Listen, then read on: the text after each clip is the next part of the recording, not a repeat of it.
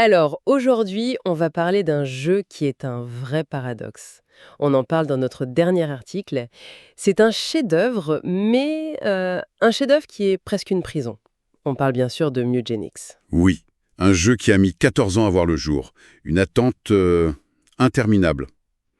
Et le résultat est déroutant. C'est le mot. C'est un mélange complètement improbable entre la collectionnite de Pokémon, la tactique impitoyable de XCOM et un truc qui ressemble, à de la gestion de litière radioactive. C'est exactement ça. Et c'est ce qu'on va essayer de démêler ensemble.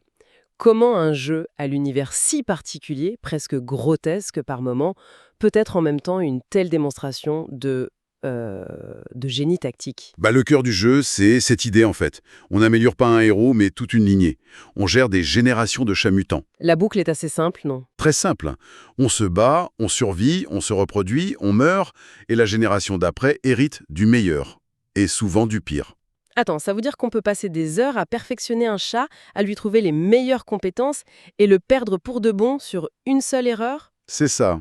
C'est brutal. Ah ouais, ça doit être incroyablement frustrant. Ça l'est. Mais c'est là toute la force du système. Ça force à penser sur le long terme. Ce n'est pas l'individu qui compte, c'est la lignée, tu vois. D'accord. Et le truc qui est fascinant, c'est comment le jeu transforme un échec en avantage.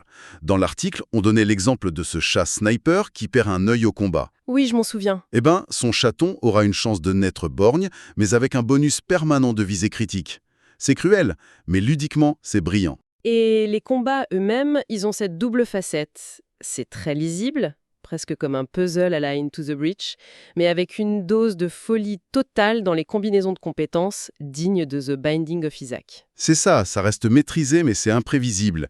Et cette boucle de gameplay, elle ne serait rien si le jeu n'était pas absolument gigantesque. Le contenu est juste colossal. C'est l'impression que ça donne, ouais. C'est ce qu'on disait, si c'était un jeu de plateau, on a l'impression que la boîte pèserait 15 kilos. C'est une promesse de ne jamais s'ennuyer. Et c'est pas qu'une impression, les chiffres sont là. Plus de 900 objets, 1000 compétences, 200 ennemis. C'est fou. Sans compter les challenges, les boss alternatifs. C'est un jeu qui donne vraiment l'impression d'avoir une rejouabilité infinie. Mais toute cette optimisation, cette immensité, est-ce que ça ne devient pas un peu froid à la longue, hein? On est quand même seul face à sa machine, zéro interaction. C'est le principal revers de la médaille.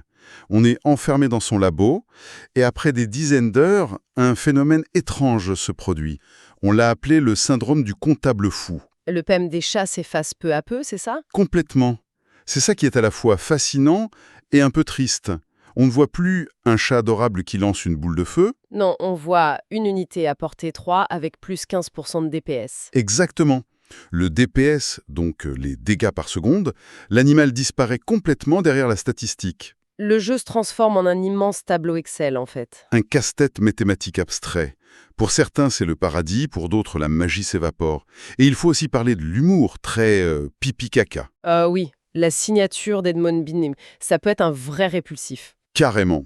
Du coup, en fin de compte, pour qui est vraiment fait Mugenics, si on met tout ça bout à bout? D'un côté, on a une profondeur tactique abyssale, une gestion de lignée incroyablement gratifiante et un contenu qui peut durer des années. Et de l'autre, une expérience strictement solo qui peut devenir très très abstraite et un humour qui ne plaira pas à tout le monde. Donc le joueur idéal, c'est une personne qui cherche le jeu qui va l'occuper jusqu'en 2030. Quelqu'un qui adore optimiser des systèmes complexes, qui aime quand un jeu vidéo ressemble à un tableur déguisé, et qui n'a pas peur de l'esthétique un peu crade de The Binding of Isaac. C'est exactement ça.